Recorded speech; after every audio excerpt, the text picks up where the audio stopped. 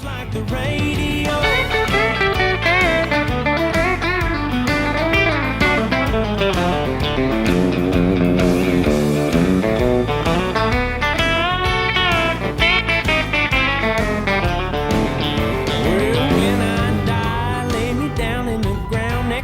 Hi everybody, Levi Clay here, and in today's video I am going to be teaching you the solo to Sounds Like the Radio, which is a Zach top tune. Now, I have been led to believe that this is in fact a Brent Mason solo. I'm relatively confident it is a Brent Mason solo, despite the fact that, of course, in the video for this, Zach plays the solo and he's playing a Brent Mason Telecaster. I do know that Brent played on this record and it sounds very much like a Brent Mason solo, so I'm going to teach it to you. If I'm wrong, I do apologise for that, but I'm in a bit of a Brent Mason kick at the moment, of course, because I got to travel out to Tennessee last week and I got to meet one of my heroes, Brent Mason. Lovely guy, got to share a stage with him, one of the greatest experiences of my life. So I want to talk about Brent Mason and be very excited about Brent. So I hope Brent checks this out. And if you're watching, Brent or Julie, how's it going? Anyway, so if you do enjoy this video and you want to learn this solo, stick around and I'm going to teach it to you. If you want a full transcription along with, I don't know, about 90 other Brent transcriptions and hundreds of other transcriptions, check out the link in the description to my Patreon page where you can support my work. You can get access to ear training videos, weekly guided practice routines. You can even have private lessons with me. So a great way to take your playing to that next level. If that doesn't suit, you can also head on over to Amazon and check out one of my many books that are available.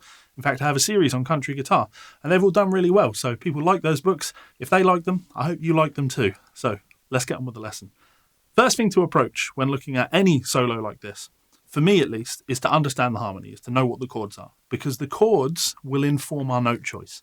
Knowing what the harmony is will allow us to not just learn where to put our fingers when we're learning licks that people have played, but to understand why they played those particular notes.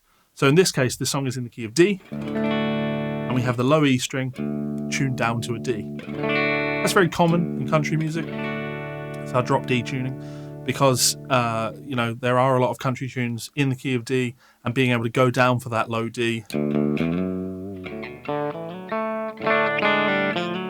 have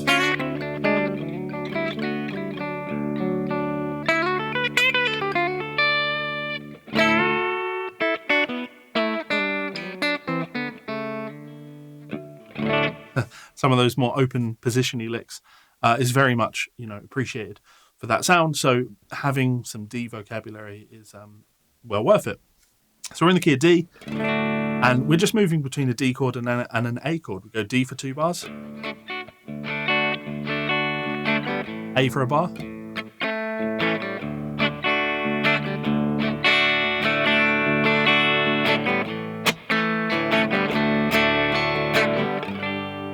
and then to move out of the solo we move to a G major chord. So I'm thinking harmonically here. I'm thinking that's my 1 chord in the key of D. We're going to the 5 chord in the key of D, which is an A, or an A7.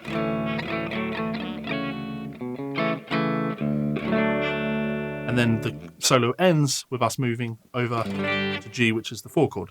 So pre-chorus is the 4 chord. I haven't really thought about the structure of the song. But yeah, so harmony important. D chord, A chord, and ending on a G chord. Let's take a look at the licks and see why that matters. So the first lick is up around that 6th pattern around our E-shaped chord voicing.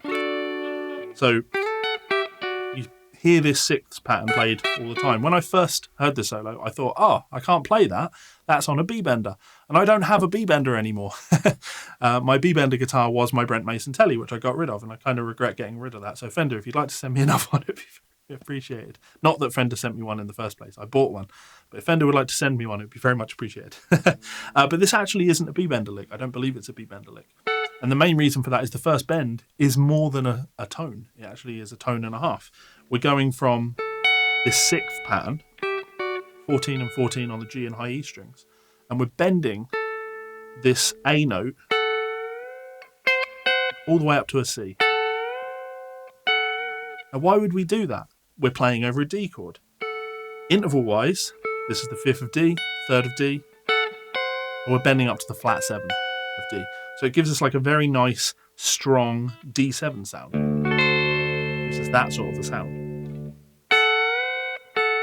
And then we move down to the next 6th, which is going to be 12 and 12. Now diatonically, we can bend the 12 up to 14, G up to A.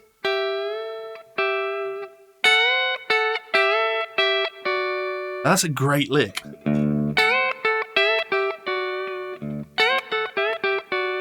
I want that in my vocabulary already. But we don't finish there. We then move down to this C sound, E and C. And this is like C over E or D7 sus. So many ways you could describe it. But it's a diatonic sixth, right? And again, we could bend this note. Now that's really tensiony, right? Because we're bending the 9 of D up to the 3rd with a flat 7 on top. So it's like a strong D7 sound again.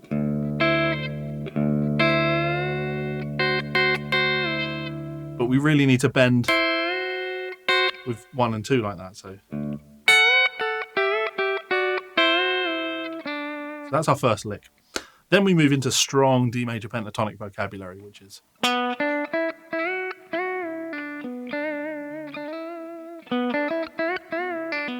And we need to know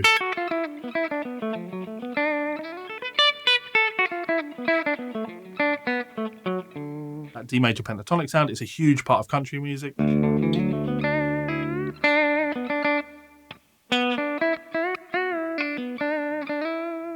Now, at this point, we're moving to an A chord. So we really want to outline the sound of the A chord.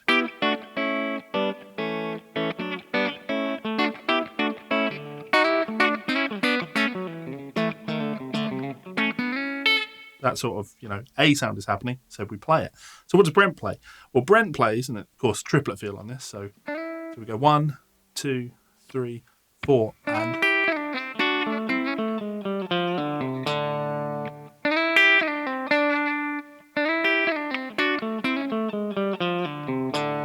Very strong. Now, what is that? This is 5th and flat 7 of A. Bluesy.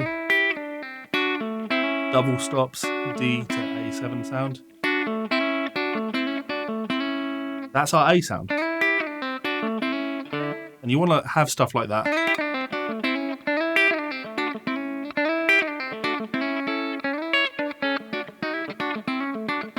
That's a big part of, that country honky-tonk vocabulary. Very, very cool sound. But where he goes from there, we actually come down like D blues. Very cool sound.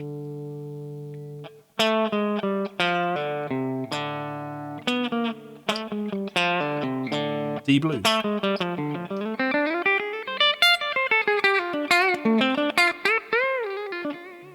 That's a D blues sound, right? Very cool. And to end that, we're on that open D. We've transitioned from A back to our D. And this lick's very, very cool, and it's all about feel. Open D, 3rd fret pull off, open A. And then we hit the open, we don't. We hit straight down to this 3rd fret, like the flat 3rd of D. And it's played with like this aggressive vibrato. And here, the cool thing is the timing on this. It's not quite swung. He's not going... And he's not playing straight. It's somewhere between the two. So you kind of want to swagger that and make it sound a little bit rhythmically tense, is the way I would describe that. Very, very cool. And you'll also notice as I do that, I move my pick much further back towards the bridge because I like the way that sounds in country guitar, right? This is fine. But this, especially for this next lick, like this ascending, like D major pentatonic sound where we go.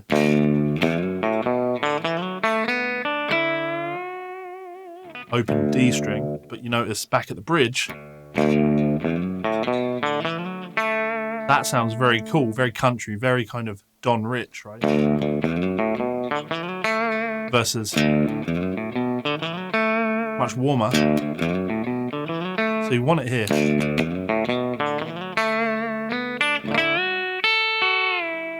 Now I don't really want to hear the high strings back at the bridge like that. It sounds a bit thin. Getting into John Scofield territory when you do that. So I'm starting with my pick by the bridge. And then as I ascend up the strings, I move my pick forward a little bit. So we get... let's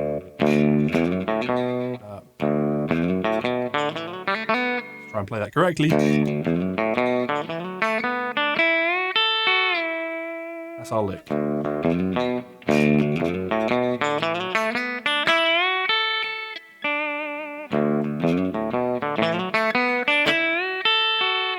Now very country, you know. That kind of, C shape.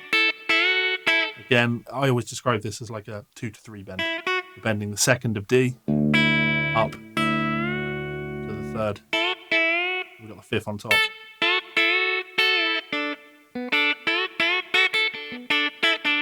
Very, classic sound. So after playing that, we have this shift back to A. Now it starts out sounding like it's a D lick because he plays, but then we move into this very cool. Now that's an A lick. This is tension. This is like an E flat triad, D triad, but then this is very much like an open A chord, right? Flat 3 to 3, root, major 7, flat 7 of an A7 chord, which really wants to go back to a D sound, and that's exactly what Brent gives us.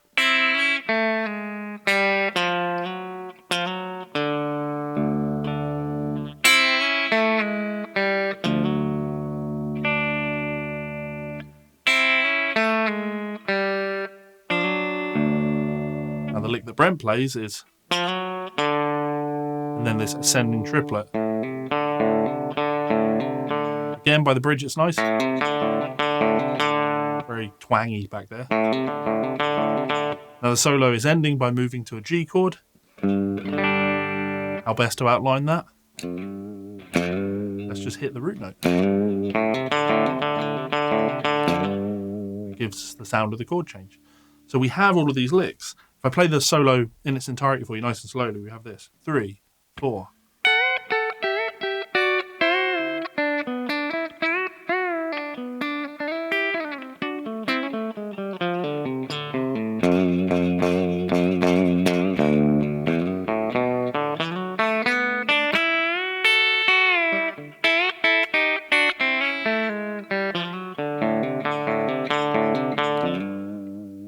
That's a very cool solo that outlines the changes in a subtle and yet effective way.